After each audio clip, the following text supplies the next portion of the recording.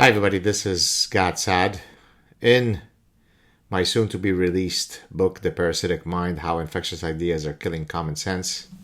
Here you go, right here. You better pre-order your copy right away if you haven't already. I discuss the religion, diversity, inclusion, and equity, and its various manifestations within university campuses.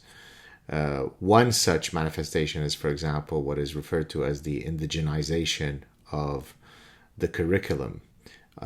Certainly, this is happening in Canadian universities. I won't get into the details. You'll have to read the book.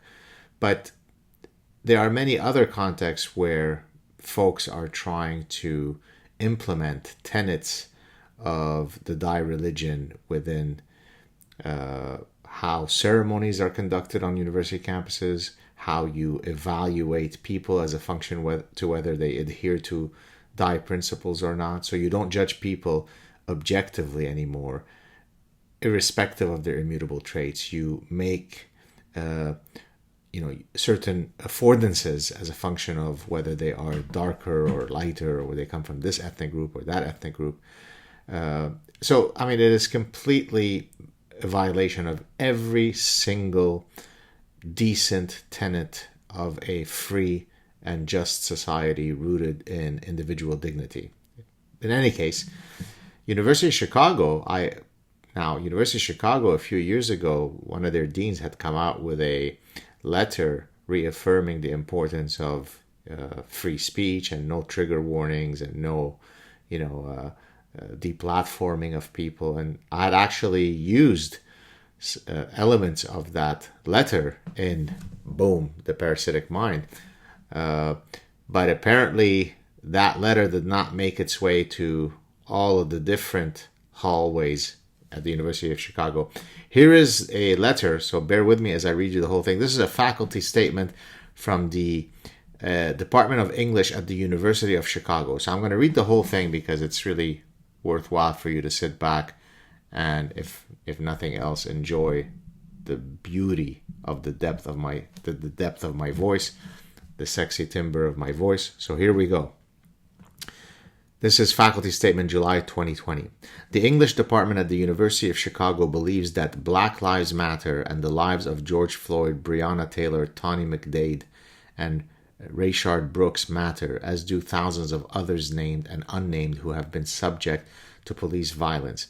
As literary scholars, we attend to the histories, atmospheres, and scenes of anti-Black racism and racial violence in the United States and across the world. We are committed to the struggle of Black and Indigenous people and all racialized and dispossessed people against inequality and brutality. Hopefully, the University of Chicago will put out a statement as to what happened to, say, all the religious minorities in the Middle East, say Jews, because they've been dispossessed and brutalized. For the 2020-2021 graduate admission cycle, the University of Chicago English Department is accepting only applicants interested in working in and with Black studies. We understand Black studies to be a capacious intellectual project that spans a variety of methodological approaches, fields, geographical areas, languages, and time periods. For more information on faculty and current graduate students in this area, please visit our Black Studies pages. Okay. The department is invested in the study of African American, African, and African diaspora literature and media, as well as in the histories of political struggle, collective action, and protest that Black, Indigenous, and other racialized peoples have pursued both here in the United States and in solidarity with international movements. Together with students, we attend both to literature's capacity to normalize violence and derive pleasure from its aesthetic expression, and ways to use the representation of that violence to reorganize how we address making and breaking life. Our commitment is not just to ideas in the abstract, but also to activating histories of engaged art, debate, struggle, collective action, and counter-revolution as contexts for the emergence of ideas and narratives. English as a discipline has a long history of providing aesthetic rationalizations for colonization, exploitation, extraction, and anti-Blackness. Our discipline is responsible for developing hierarchies of cultural production that have contributed directly to social and systemic determinations of whose lives matter and why. And while inroads have been made in terms of acknowledging the centrality of both individual literary works and collective histories of racialized and colonized people, there's still much to do as a discipline and as a department to build a more inclusive and equitable field for describing, studying, and teaching the relationship between aesthetics, representation, inequality, and power. In light of this historical reality, we believe that undoing persistent, recalcitrant anti-blackness in our discipline and in our institutions must be the collective responsibility of all faculty here and elsewhere. In support of this aim, we have been expanding our range of research and teaching through recent hiring, mentorship, and admissions initiatives that have enriched our department with a number of Black scholars and scholars of color who are innovating in the study of the global contours of anti-blackness and in the equally global project of Black freedom. Our collective enrichment is also a collective debt. This department reaffirms the urgency of ensuring institutional and intellectual support for colleagues and students working in the Black studies tradition, alongside whom we continue to deepen our intellectual commitment to this tradition. As such, we believe all scholars have a responsibility to know the literatures of African American, African diasporic, and colonized people, regardless of area of specialization, as a core competence of the profession. So if you're, for example, interested in Shakespeare, sure, but you have to be interested in Black studies. That's just part of the core competence. We acknowledge the universities and our field's complicated history with the South Side. For those of you who don't know, University of Chicago is located on the south side of Chicago. While we draw intellectual inspiration from the work of writers deeply connected to Chicago's South Side, including Ida B. Wells, Gwendolyn Brooks, Lorraine Hansberry, and Richard Wright, we are also attuned to the way that the university has been a vehicle of intellectual and economic opportunity for some in the community and a site of exclusion and violence for others. Part of our commitment to the struggle for Black lives entails vigorous participation in university-wide conversations and activism about the university's past and present role in the historically Black neighborhood that houses it. That's the end of the passage. There are many things I could say here. Of course, look, activism to try to remove institutionalized bigotry anywhere is a welcome initiative. That's great. English should be the pursuit of a particular discipline of scholarly inquiry. And Black literature is certainly a topic worthy of study. But when you start linking as a means of showing support for Black lives, we will now only accept students who wish to specialize in Black studies, might be taking the activism too far. I should also mention that in 1987, I saw the movie Cry Freedom, great movie that dealt with the anti-apartheid activism in South Africa. The main character, who was brutally beaten and tortured by the South African apartheid regime, his name was Steve Biko. I mean, you want to talk about activating your inner honey badger, check out this guy. He wasn't, posting anonymously stuff on Twitter. He was fighting the apartheid regime from South Africa, knowing what would happen to him. And he wrote a book, which I read when I was a young man, back in the 1987, called I Write What I Like.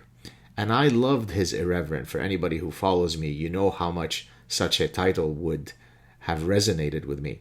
I didn't look at Steve Biko as someone that I should admire or cherish or read because his skin color was different than mine, because I looked at what was inside the cranium of Steve Biko. What literature does, if it's studied properly, is it elevates us above our individual immutable traits. As a matter of fact, there's a field called Darwinian literary criticism, which is basically the idea that if you want to study literature, you can do so via the evolutionary lens. The idea being that there are certain driving plot lines in most successful literary narratives that are exactly tapping into universal themes that are evolutionary rooted. In other words, it doesn't matter whether the play is Peruvian play or a Jamaican play or a Pakistani play or a Lebanese play.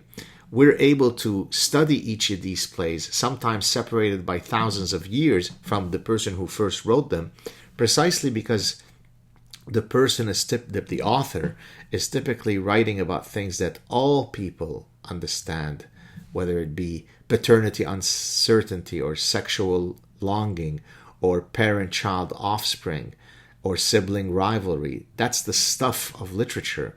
And that stuff holds true and is eternal, irrespective of whether my skin is pasty white or as dark as can be. That's the beauty of literature, is it unites us under our shared humanity. That's what's beautiful about evolutionary psychology. Yes, evolutionary psychologists study cross-cultural differences, but they also study things that make us all exactly similar to one another. I can study an ancient Greek poem that was written 2,000 years ago because the software that was running inside the mind of that poet is actually identical to the one that I'm using to understand his words today.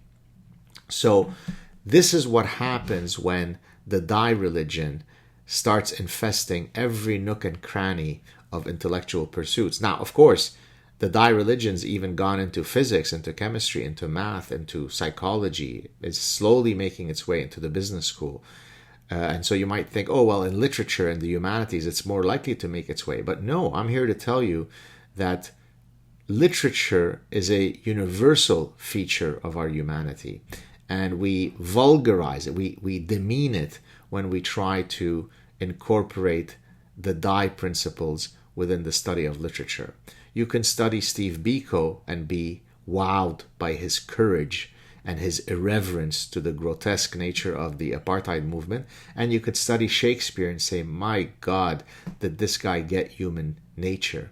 So this is what happens when, number one, you mix activism with scholarly pursuits, and number two, when you no longer view education as the pursuit of the growth of the human spirit and human wisdom, but rather a place for indoctrination and activism. Not good. I've been warning you for years. Here's your vaccine, the Parasitic Mind. Pre-order it right away. Cheers, everybody.